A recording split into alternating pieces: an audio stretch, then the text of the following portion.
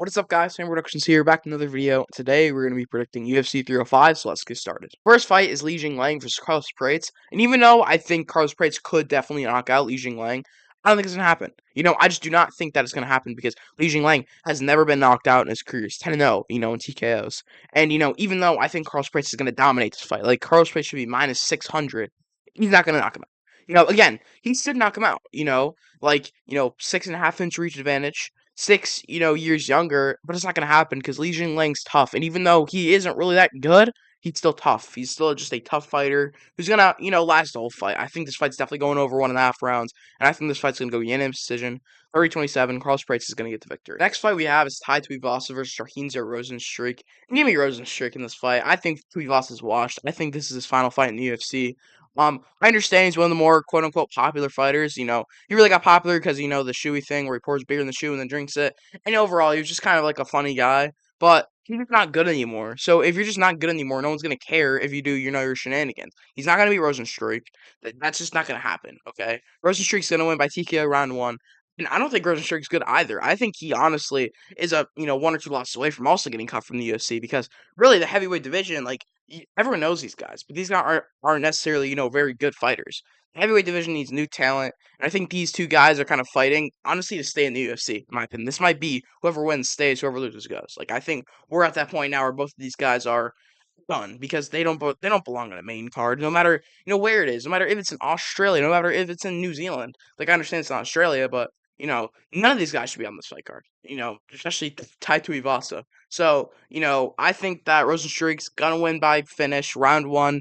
Probably 2 minutes, and Tai Tuivasa's gonna get cut because he definitely needs to leave because he cannot be on main cards anymore. He stinks. Next fight is Montez Gamrot versus Dan Hooker, and give me Gamrot in this fight. I think Hooker is honestly underrated in this fight.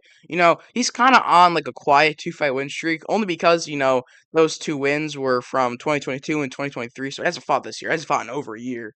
And so, yeah, people kind of forgot that this guy, again, is kind of on a 2-fight win streak. He beat Jalen Turner when he was a big underdog the last time he fought. So maybe he can pull off the upset, but I think Gamrot's too good for that. I think Gamrot is honestly or 1 or 2 wins away from, like, getting a title shot. Like, I think he's there. Like, in his last 5 fights, his only losses to Beneil Dariush, who's also a really good fighter. I just do not see Dan Hooker winning this fight, honestly. I think Gamrot's going to take him down, beat him up, get a 30-27 unanimous decision victory. For the co-main event, we have Kai Kara France and Steve Erceg, and I'm going to take Steve Erceg in this fight by unanimous decision. I thought he did pretty well against Pantoja in his last fight, which honestly wasn't that long ago. But I don't think Kai Kara France isn't that good, even though, again, Steve Erceg just lost, like, not too long ago. I think Kai Kara France isn't that good, honestly. I think Steve Erceg will probably, in my opinion, have the crowd on his side.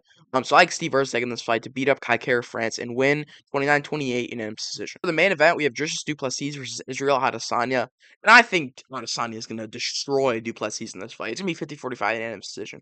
I don't think Du Plessis is that good. I don't think he should have the belt right now. I think that Strickland won that fight earlier this year. And I think people are honestly underestimating Adesanya a little bit. Like, the fact that he's only minus 115 is insane. Adesanya was dominating the middleweight division for a few years, and people just act like, oh, he's barely better than Dricus. He's not. Dricus isn't that good. Again, he shouldn't even have the belt right now. I think Adesanya is going to beat up Du Plessis. I think he's going to destroy him on the feet. I like Adesanya to win this easily 50-45 in a decision. And I think Adesanya regains the belt and fights Strickland probably early to mid 2025. And that is it for my UFC 305 predictions. Hopefully you guys enjoyed this video. If you did, you know what to do. Like, subscribe. And yeah, I'll see you next time for another Hand Productions video.